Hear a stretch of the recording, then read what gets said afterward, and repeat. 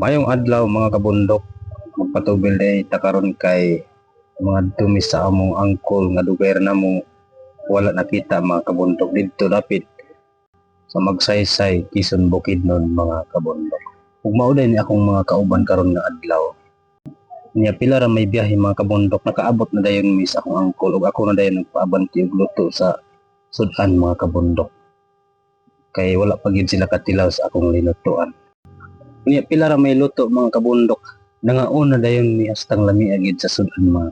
Ingani gyud mi kabibo basta tingkaon na mga kabundok.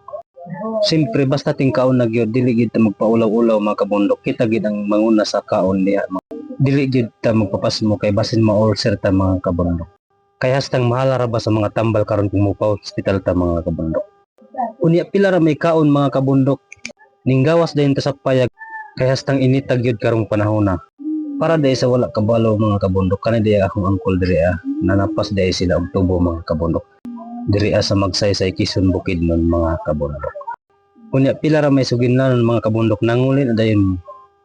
Ug mao dayon ning dalan mga kabundok hastang lisura gid kung agyon sa motor.